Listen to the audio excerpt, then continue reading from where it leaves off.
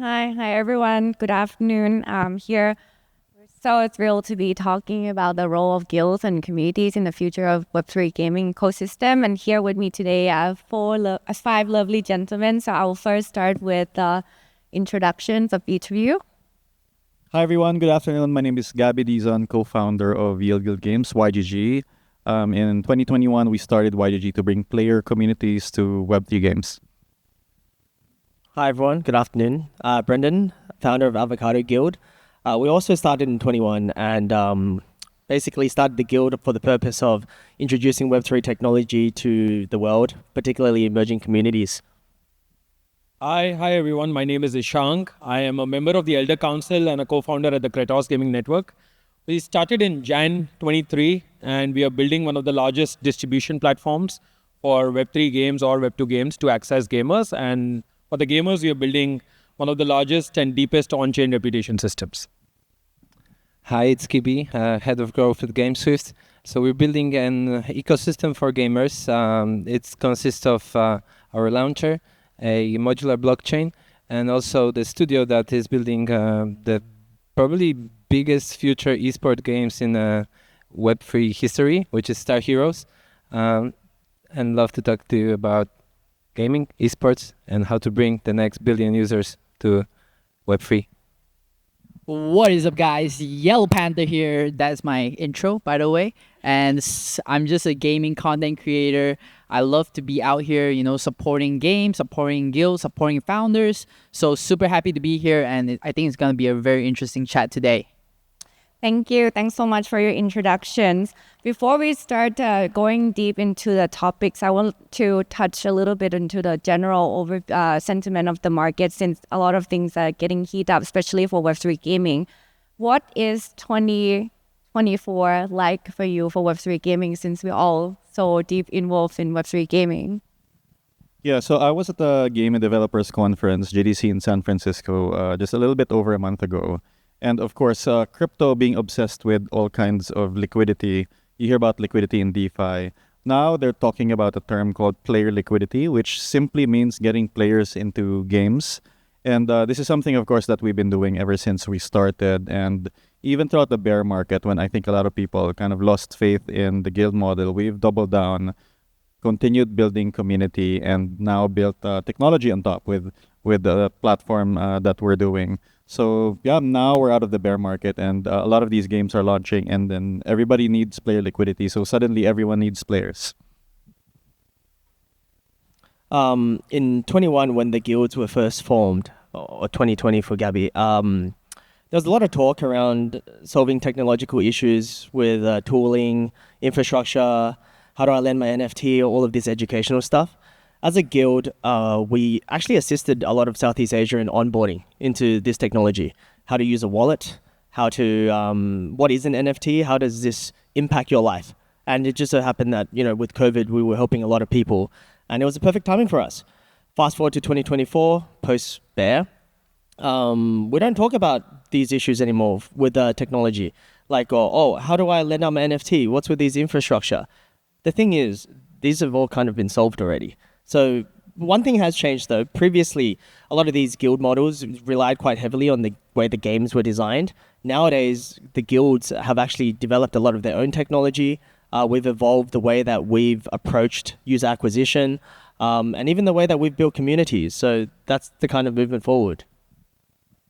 Yeah, I think one insight I'd like to share is that this year at GDC, I was there last year as well, and Gabby, keep me honest.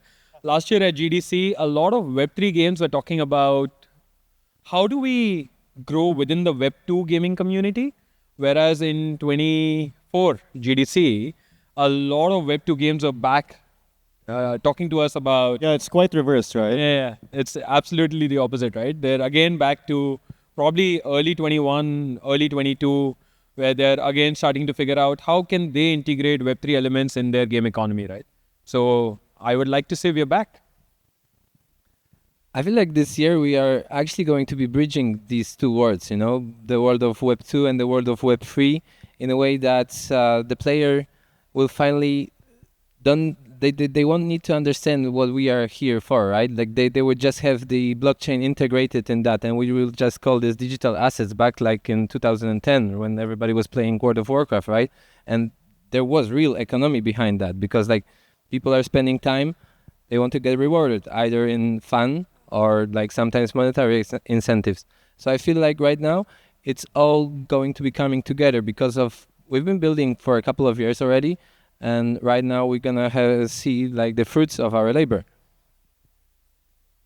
Yeah, I mean, 6 months ago, I talked to Gabby, and Gabby told me, YP, prepare yourself. Next year, 2024, we will be very busy. I didn't know what it meant, but I was ready. Now he's very busy. Now I'm very busy, right? We are all very busy, but right now, I think 2024, we are looking at a lot of games launching. A lot of these games will be playable, not just any private play tests. We are really looking at the official launch in terms of beta for some of these games. And not only that, I think, guilds, communities are very important, driving up to this because why? A lot of games are going to be launching tokens. And in order to go into exchanges, like Gabby said, we need player liquidity. And on top of that, many other factors for them to be successful, right? And yeah, I think 2024, 2025 will be super fun. Thank you.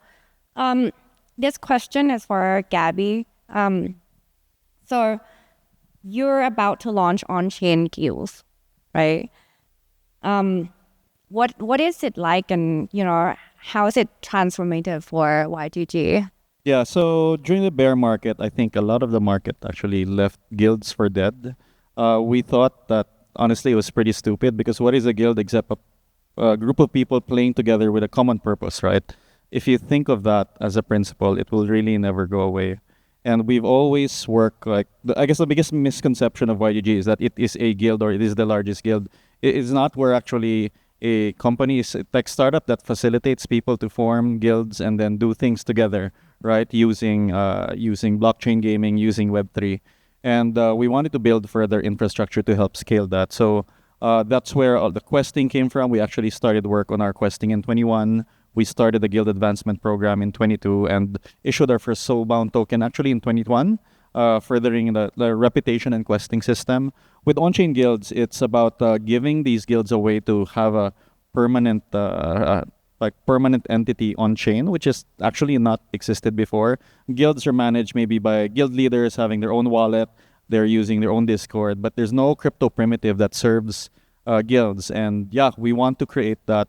We want guilds to be able to manage their own treasury, their member list on chain. Think of it like putting your World of Warcraft guild system on chain.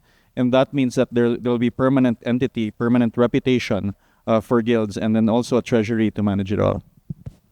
Are you rolling this out focusing on the Philippines first, or like all your guild partners all over the world? Philippines has always been, I'd say, the most lively source of our community, and a lot of the guilds we work with are there. However, being a crypto primitive, actually any guild from around the world can use it. So that's what we're most excited about. And there's a lot of misconceptions about guilds, and part of that is that guild simply equates to scholarship in the Axie model. And with what we've seen with guilds in the past 2 years, there are guilds that focus on esports, content creation. There are people who do UGC. There are people who are more investment-minded. And then some are doing a mix of all of that, right? Like even YP is part of his own guild, Wardens. And we want to be able to serve all of those with a crypto primitive that all guilds in Web3 can use. I'm gonna come back and ask you about Thai market for you and how what's your perception and how you're integrating more into Thailand. Okay, so next question is for Kitchen. I've heard more about the proof of gamer. I would love to hear more of your thoughts and how Kitchen is doing that in terms of your ecosystem. Sure. So think of proof of gamer as a single aggregation of a gamer's gaming history, but on-chain. In terms of sources of data, it could be their interactions inside a Web2 game, interactions in multiple Web3 games across chains, on social networks like Steam, etc., and interactions on our own platform. All of this comes together to create a single reputation of a gamer. It has 5 components. One is proof of humanity. which we ascertain through various tools and tricks. Second one is proof of play, what genre, how, when, where do they play. And proof of skill, which is very unique to us because can this person be a host? Can this person be a Discord operator and so on?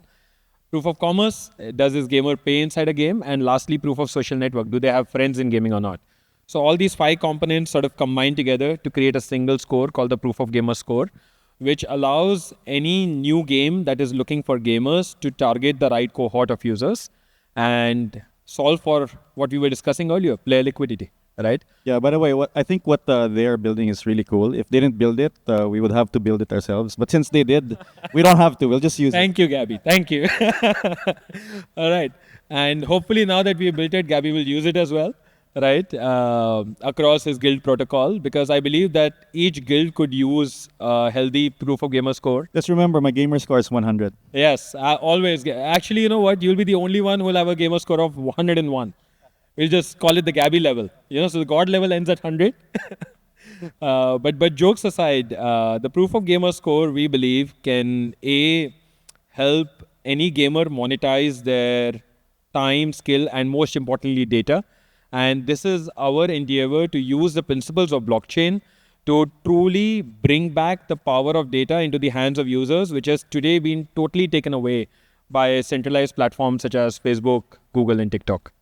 How would this help with the user acquisition for games moving forward? Great question. So think of it as cohorts, right? So for example, if you're a game that is looking for FPS gamers who play on PC and also like to spend inside the game, then you can create cohorts using the proof of play score, proof of skill score, as well as a proof of commerce score. And then you could come onto the KGen platform. This is super easy to use. Think of it as a version of the Facebook audience network. When you go and advertise and you select geography, age, gender, and so on. Here you will select attributes based on games, which games are already doing, by the way. And each selection they make cuts out a cohort. And then whatever activity the game wants to list on our platform, it gets shot out to those cohort of gamers. So if Pichapen, you want to launch a game and you select FPS, PC, and paying users, then suddenly there'll be, out of our 2.6 million community today, there'll be a cohort of 100,000 users who fit your requirements, and your game will be shown to them on our platform. And the 2.6 million gamers are based mostly in the Indian market, or? So 65-70% in India and neighboring countries, 15 to 20% are in Brazil, and the rest are in Middle East and North Africa. How is the India market adapting to or adopting Web3 games?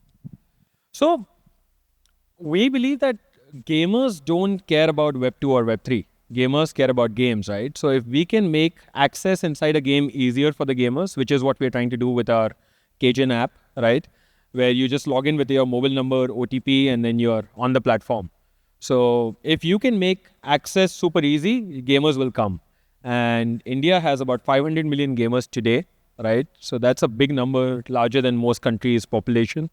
So, and the per capita income in India is going up regularly, and the next 5 years are going to be the years of India, is what we like to believe, right? So all of those factors combined, India should be a core component of any new games GTM strategy, and if it's not, they really need to rethink their GTM strategy. Bullish. Yeah. Okay, thank you. Next question is for AvocadoDAO. I've seen your new roadmap for 2024 and beyond. We discussed about this also earlier.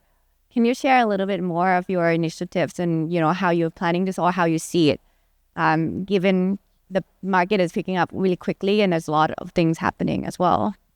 With the market picking up quickly, it means not just as a guild, but all startups have to pivot quite fast. This has been a very quick turn of market events. For us, during 22 and 23, I spent a lot of time kind of thinking, what was our core function?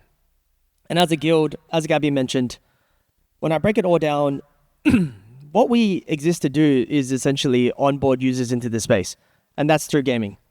Why we chose gaming? Because gaming has always been a wonderful number one choice for any kind of technological onboardment. So we try to focus back on that. We thought previously we relied quite heavily on the successes of many games and their models, harnessing on top of what they've created to build the guild model. But when that kind of didn't work, we had to think, well, if we want to continue onboarding into the space, it's not necessarily just games. It's everything. It's ID, it's user credibility, it's on top of the DeFi apps, it's everything that's available in Web3. In Southeast Asia, Philippines, Indonesia, thousands of islands, what we essentially can provide is an opportunity for these guys to become banked, and at the same time, introduce them to a technology that everyone has access to, but not that many people are interested in. But when these guys actually get accustomed to this technology, then hopefully they'll have a bit of a head start when other people start coming on board. So these days, as a guild, we do manage our communities, onboard new people in all the time. Some phase out as well. But what we're focused on is building tools, infrastructure that assist the onboarding of users, that allows them to foster and create their own communities. Better allow them to manage through credentials, through DID. We've got SBTs and all that as well. We've tested like hyper casual games. We tried all sorts of things to kind of increase the engagement. But in the end of the day, these guys need to understand how the technology works, make it as easy as possible for them. There are many different geographies that we all kind of need to target, like YGG's got heaps of different YGGs all over the place. And even with the credentials and SBTs and kind of like data analytics, there's multiple companies kind of build that. What I want to see in 2024 moving forward is that we can actually all work collaboratively together, utilize each other's technologies a lot more, and each other's access to the different communities that we kind of control. Because I think in the end of the day, if crypto is really going to be mainstream properly, then eventually it just makes much more sense that we work together. That was the ethos of Web3. How is the Avocado Digital ID is collaborating with the other tools or other ecosystem? We haven't really collaborated too much. We've had a couple where we have some partnership access because of our SBT DID, as well as Bumpy's NFT collection and things like that. But the purpose of building these DIDs as well as NFTs is to allow us to better work with the different ecosystems that exist in Web3. So it just provides a much better, tool for us to connect with each other, pull APIs and things like that. So that's why we did it. Thank you. And it making it also easier for the users or gamers, right? Makes it easy. It makes it easier for everyone. Like, it's something you can track each person by. You can track their achievements. You can track which community they're a part of. And once integrated across with all the other guilds, once integrated across with games as well as infrastructure, there's a lot of information there. Next question is for David. We talked earlier about point 5. So before we go into that, maybe we discuss more of the key role of GameSwift, the evolution of the Web3 gaming ecosystem moving forward, and then, how you see the emerging gaming chains and integration of point 5. We at GameSwift, we have this core mission just to bring gamers and games closer together, right? Whether it's through Web3 or Web2, we don't care. We just want to make it simple, easy for the players to onboard to the games and have fun, right? And while having fun, what is the core thing when it comes to gaming? It's mostly competition, right? It's kind of competing with each other. It's like building this points go up, right? Like, we all just want the numbers to grow, whether it's in our wallets or on our RPG player profiles, right? So I feel like we've been talking about it here for a while, but we didn't call it point 5, right? Whether we were talking about segmenting users, segregation, cohorts, right? It's all just part of building the hierarchy a little bit of the user, right? Of the player and tiers. One player will be more competitive, the other player will be more into grinding, right? And I also believe we are calling this communities guilds right now, but guilds were more in MMO. Then when in terms of esports, it's more like clans. So I don't know if we still, I feel like we still didn't find the right name for this thing in Web3. YGG, it has yield in that, so it means profit, right? But we also said that the real liquidity in gaming is the user time, right? So So the question, let's come back to the point five. Point five might actually help us to engage users because they have these clear numbers, and we just, as human beings, we like numbers to go up, right? So this is, I believe, a new tool for this this year to embrace in order to make the users more engaged, and also to build this network effect of all of these different communities kind of collaborating together. Because in the end, we will have mass adoption. I believe that, we will have this mass adoption, but then we need to separate the leaders and the builders and Point5 and platforms like Mocaverse. I'm a big fan. I know you are as well. These are the networks that are truly on the verge of this new world, I believe, where we all kind of social scored, but in a good way. There's a lot of emerging, I think, gaming chains that are being launched, right? How do you see that? Sorry. How do you see that, like, contributing to this movement or Point5 moving forward? So we are GameSwift. We're building our modular chain, which means actually we're bringing even more chains, the gaming chains, to life. Our mission is to actually have chain for every game. And we were just speaking before, I think like the bigger games will have a couple of chains, because one chain might not be enough to support all of that progression, all of that data that is coming through in a game. Just like in real life, we have a couple of different ledgers where there's like banking ledgers, right? Or like just for different kind of currencies. Do you think these chains will all have tokens associated with them?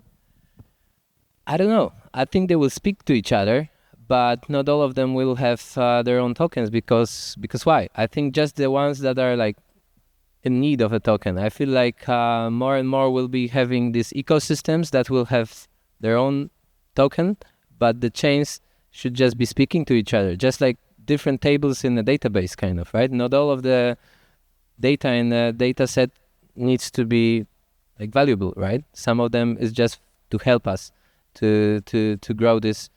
And this is where we're coming back to the network effect, even though like sometimes people are the network, sometimes data is the network, right? But I feel like it's all kind of connected. Really great point. Thank you. YP, we spoke about like, making games fun, like, just forgetting about, whether it's the game is Web2 or Web3. You started as Web3 content creator, and now you're building your own community and guild as well. Why did you, start your own community or a guild? And what have been, I guess, your learning point and other challenges? Yeah, I mean, that's a really good question. Guys, if you guys don't know me, I started back in 2021 as a Web3 gamer, a competitive gamer in Axie Infinity. And back then, all these leaders were already building a huge community and huge technology and stuff like that. But back then, I was just a gamer. And, been almost 3 years now, and I've been learning nonstop, daily, to get to where I am today as a content creator, right? And, without all these leaders here, I wouldn't be where I am today. I take a lot of lessons from them. So as a content creator, I took my time. I dragged as long as possible before making a community. Because making a community and a gaming guild, it feels like marriage. And it feels like a full-time job on top of what I'm doing daily, which is making content and doing a lot of research and so on. And as you guys know, I'm an ambassador for AVEX Gaming and also Mocaverse. It's very hectic, right? And I took those lessons in, how I create content for them and how they are building the community and apply it into mine. Although I just started 2 months ago, it's called GamingGrid. I recently started 2 months ago, and we quickly grew to almost 3,000 members in 2 months. It is because I took a lot of lessons, and from those lessons, I implemented into my community. What are the lessons? One, community growth and community engagement and retention. So through throughout the years, I've been, looking at, IndieGG, which is recently already rebranded. Right now YGG as well, dominating a lot of the guild side of things. I went into the Discord. I've been into the Discord for many years. I look at how they manage community engagement through, multiple ways. Making events, doing giveaways, doing a lot of different verticals. But the most important to me is gaming. The game nights is what bring people together. And on top of that, upgrading it to gaming activations. What does that mean? Working with certain games coming in, how we're able to work with the games and provide them new players. And on top of that, how do I know which games are my guild's favorite? It could be some of them like MMO, some of them like FPS games. So for me as a guild leader, I'm able to see, okay, maybe 30% like this, 50% like this kind of genre. So a lot of these are very important to me. I'm a stats kind of guy. And since 2021, I've been observing all these and, chiming into this. But the challenge right now is I think I need to implement technology and the tools that they have been building into my guild. Why? Because everyone only have 24 hours a day. I can't be there 24 hours. And like I said, it's a full-time job. And the problem that I'm facing is scalability, right? If I am always there, maybe I can only stuck with 3,000 members. If I use tools, maybe I'm able to grow to 10,000, 20,000 and more. So yeah, that is one of key challenge. That was one of the questions I was going to ask you about choosing the tool. Because one of the things that Brendan also mentioned was that you need to think of how you either adopt or you build. You started 2 months ago. Would that be something that you look forward to? Maybe, building your own tool? Or if you choose not to, how would you explore the adoption? Right now, I'm already behind, right? The best way for me is to implement other people's tool. The partners like, YGG, Avocado, Kgen, all these tools into mine. Why? Is because I don't have plans to become, everyone have different plans. For me, I really want to make a community because I'm a content creator. Ultimately, I'm a top of funnel, but right now I need to build my first 1,000 true fans, right? So that's where I'm going at. And on top of that, competitive gaming, Web3 games out there like Apron and stuff like that. I want my members to be repping and dominating the leaderboard. That's my goal. So as a content creator, as a guild leader, that's where I'm going at. Thank you. I think we're running out of time, so I have 2 more questions.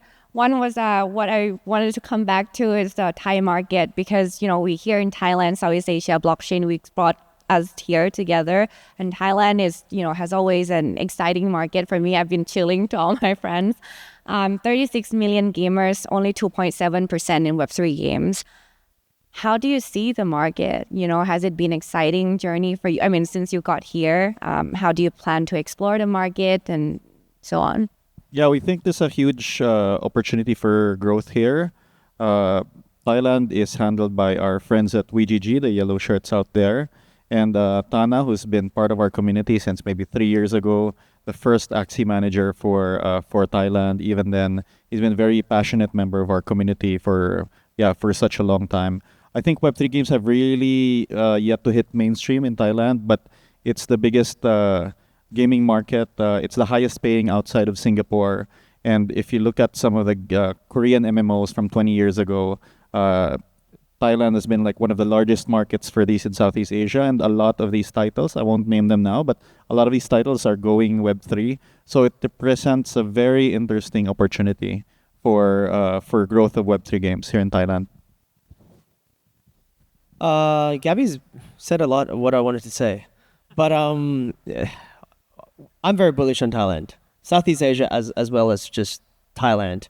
But the thing is, for us to kind of try and build a big presence ourselves here, you can only do so much. We don't have that much of an edge.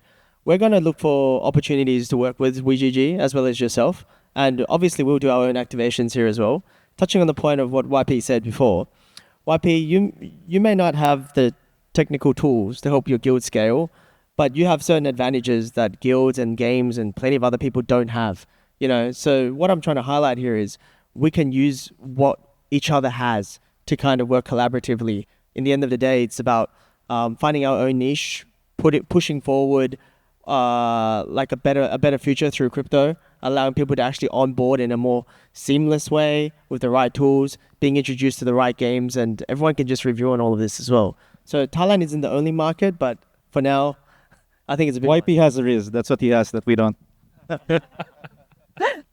because we're married. YP is extremely popular in India, man. It's funny how popular he is. I think our view on Thailand is very similar to what has been shared by Brendan and Gabby. For us, directly, we don't. So, zooming out, right? As Cajun, we have identified certain focus markets for ourselves.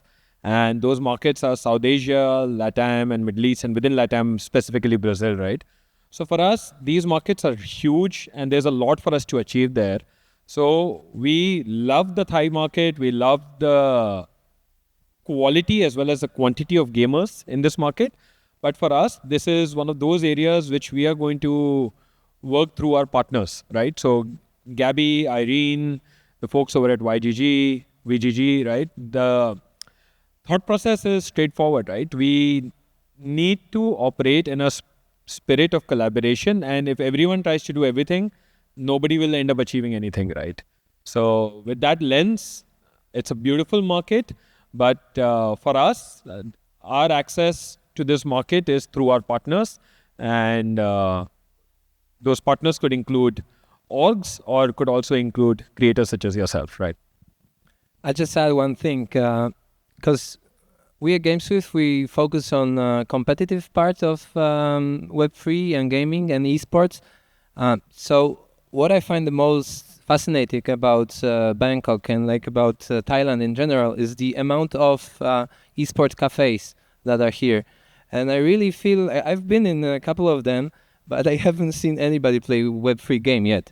Except for me, I was playing Dookie Dash there and just like having fun. You should go to our side event tomorrow then. Yeah, let's go. But I really feel like there's such a big potential in this community here that you have within gamers. And actually, we would love to explore this from the B2B side, let's say, from partnering up with these cafes, because I feel like they already know how to bring the player in, right?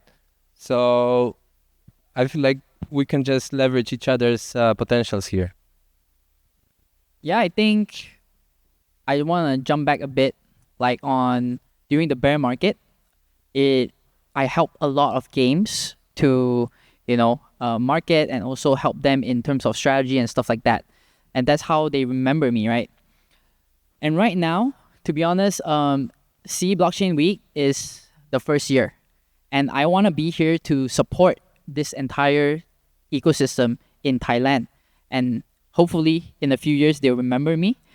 And I want to also help, partners around Thailand to also grow and bring more players, educate them what's Web3, and ultimately bring them.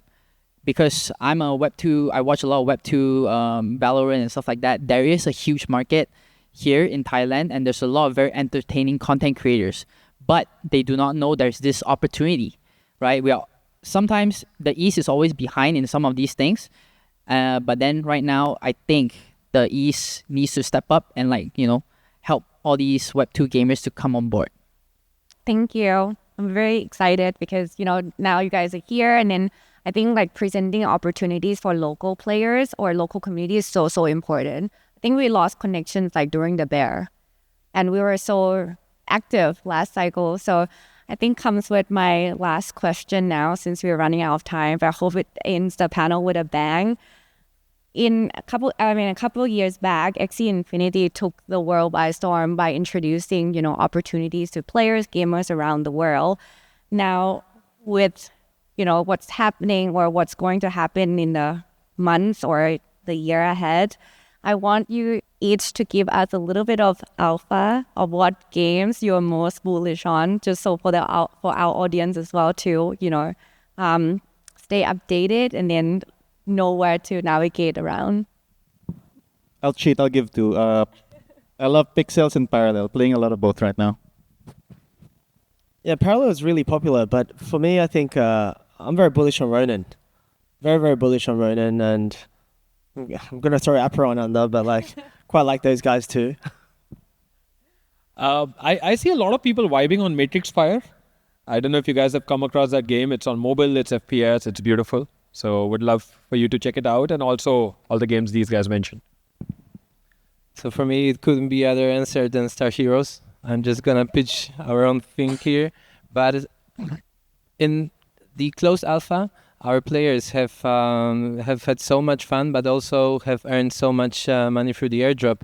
So I think like some of them have become our biggest ambassadors. So I feel like there is still more to come. We have a couple of things in our vault, let's say. So yeah, check it out. Maple Story Universe. That's gonna be a big one, guys. Yes. Thank you. Thanks, everyone. Thank you, everyone. Thank you. Thank you.